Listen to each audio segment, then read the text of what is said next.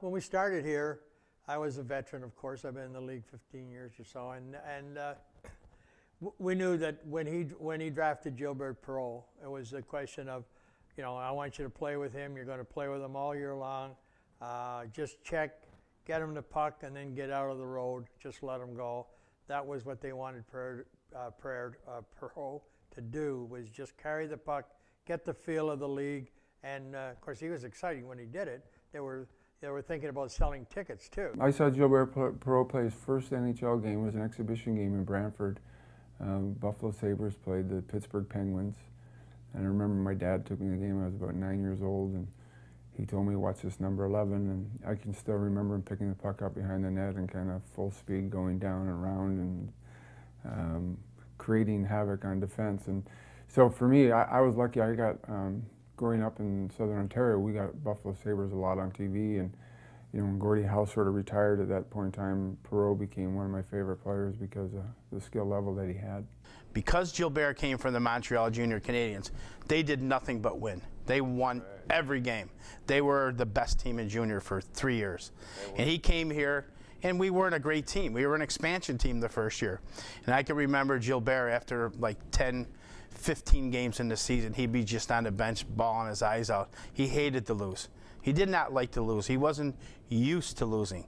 So a guy like that, like Joe said, you can build a team around a Dominic Hasek, but you can build a team and a franchise around Gilbert Perreault. And that's what he did for the city of Buffalo.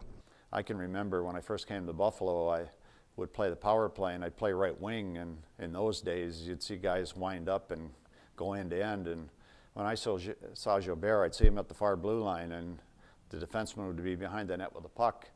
And I knew he was coming around behind.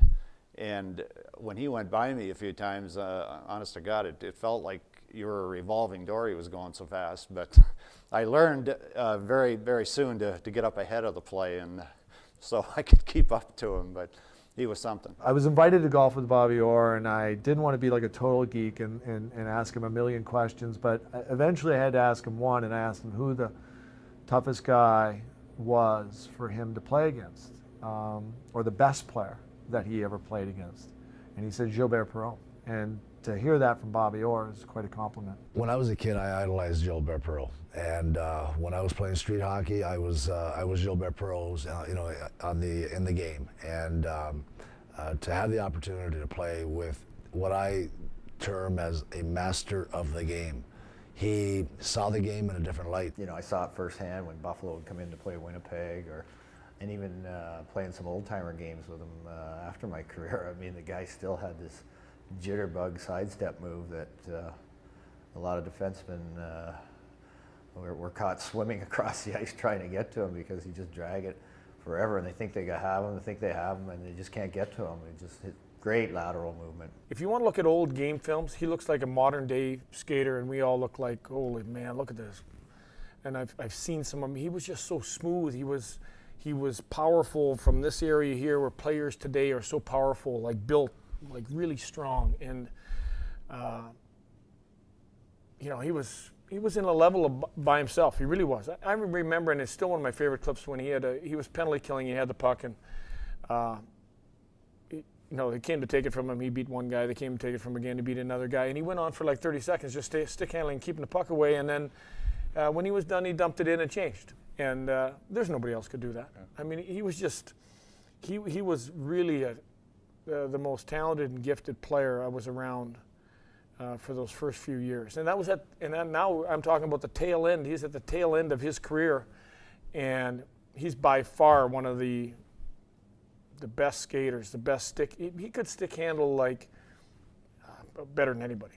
And I don't know if there was another guy on our team could stick handle that way. Back then, we all went to lunch every day, and we would follow him to lunch. And when he was ready to go home, we'd stay as long as it took until he was ready to go. And we'd until every story was over. Until we'd sit and listen to everything he had to say.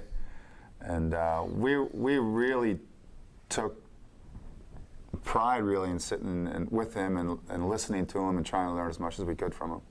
We were like little puppy dogs following him around, you know what I mean? Like and to us, it was awesome. We knew he would write on the board where he was going to lunch every day.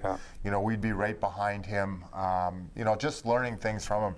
old stories. You know, he talked about the French Connection a lot.